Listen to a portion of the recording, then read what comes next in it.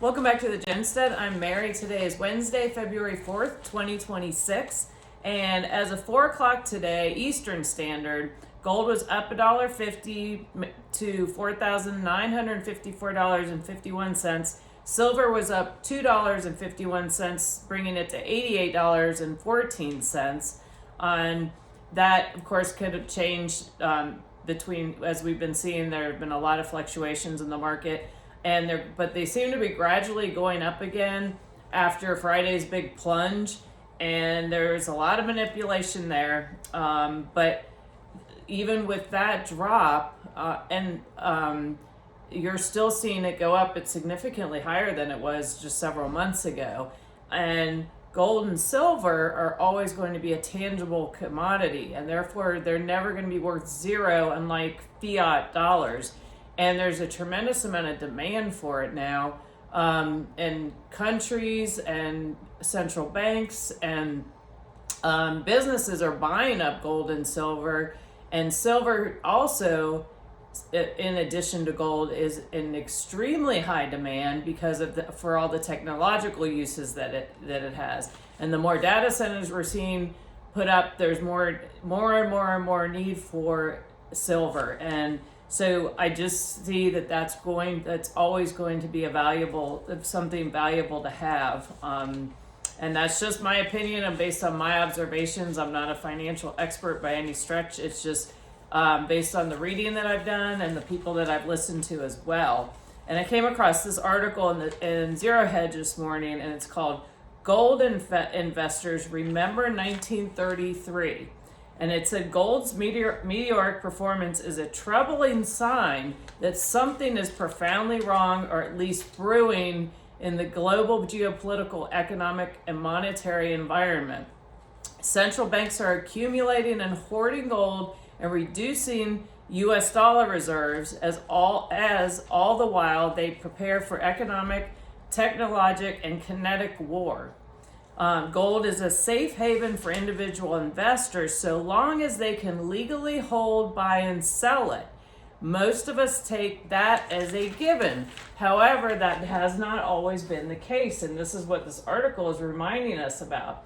It said Americans should never forget that the U.S. government under then President FDR's Executive Order 6102 in April of 1933 moved with coercive force, including massive fines and a threat of up to 10 years imprisonment, to confiscate the estimated $1.5 billion in gold coins, bullion, and certificates held by ordinary Americans. And they were basically told that this is their patriotic duty. And some people did it because they felt, well, this is important for our country. The government doesn't have your back, people. This represented about 5%. Let's see here. Yeah. Confiscated to the estimated $1.5 billion in gold coins, bullion, and certificates held by ordinary Americans. Sorry, I already said that. This represented about 5% of the money supply, equivalent to about $1.1 trillion in liquidity terms in today's financial system. And so they swapped those in. It said, in the midst of the Great Depression and related banking crisis, the U.S. dollar was convertible into gold at an artificially low fixed rate of $20.67 per ounce. Anyone could walk into their bank and demand their paper currency be redeemed for gold. Because of the loss of confidence in the banking system, that is exactly what they were doing, as were foreign governments and banks that had a claim on gold held in the United States, draining the U.S. government and banks of their reserves. So FDR declared a national emergency, confiscated citizens' gold for $20. Then the next year, presto, simply changed the official conversion rate upward by 67% to $35 per ounce, enabling money supply expansion, reducing the value of the dollar in foreign currency terms, and thus supporting U.S. exports. But then what he did, basically, he was stealing from people because the value of the fiat currency has decreased, whereas the value of gold and silver has increased. So, it reminds me of, be patriotic and pay your taxes. But they have our best interest in mind. And today we're in similar, but it's also different geopolitical environment. And it goes on, and there's some more information here. I'll link the article in the comments below. It's definitely worth taking the time to read that. And in addition to geopolitical concerns, we have concerns here in the United States that I think are really important to be aware of and understand. The U.S. debt is $38.7 trillion and continuing to increase. The unfunded debt and interest is $106 trillion, and actually people think that is a low number that is actually much higher than that. And it just continues going. Instead of being paid down, our debt clock continues to go up. And then we have the ongoing inflation and monetary easing, where the Fed keeps pumping money into the system, which then, your dollar is worth less and less and less. So be aware and make sure you're preparing the best you can, and realize that the value of your fiat currency, isn't a given. There's no guarantee with that. And just make sure you're prepared and continue to be informed and understand the history in our country with what government has done to the American people regarding our gold. And we still don't know if there's anything in Fort Knox yet, do we? Anyway, but I do actually have good news for you today. I came across another article in The Hedge, and it was called United Nations warns that it is going broke without U.S. financial assistance, which is just fine with me. There they are. Anyway, the UN secretary warned that outstanding dues reached a record $1.568 billion. Collections covered only 76.7% of assessed contributions.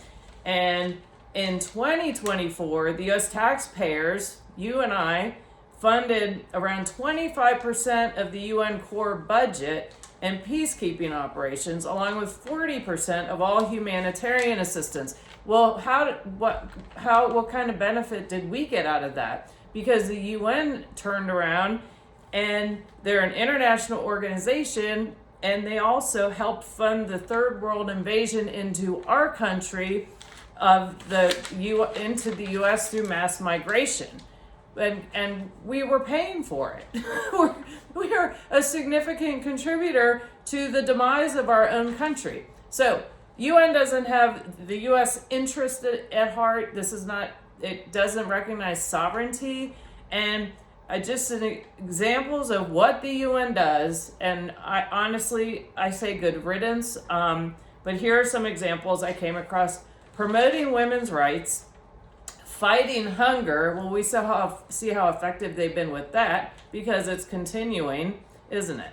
It's more like controlling the food supply. Humanitarian aid, health initiatives. So this is another big winner. Reason why we need to stop funding. Now, we did pull out WHO, which is part of the UN, but the UN and their health initiatives under COVID-19, WHO led efforts to disseminate information, provide emergency aid, which we all know what that meant, right?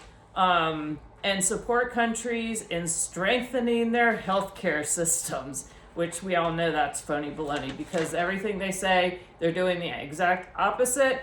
In fact, I came across an article, actually my sister sent it to me, and it was in Maine. Where was this? In Maine. It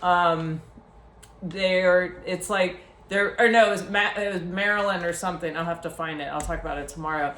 But literally, it's a bill to limit people from driving, but it's called the Freedom to Move bill. So the exact opposite of what its intention is. So anyway, so there's some good news for you, because maybe the UN is going away, and we can actually keep our resources in the United States and make them work for the American people for once, instead of us funding the rest of the world. so that they can come in and destroy our country. So that's some good news, which I thought. We'll see. We'll follow that and see what happens. And I thank you all for watching. Please like, subscribe, and share, and have a great day. And I look forward to talking to y'all again soon.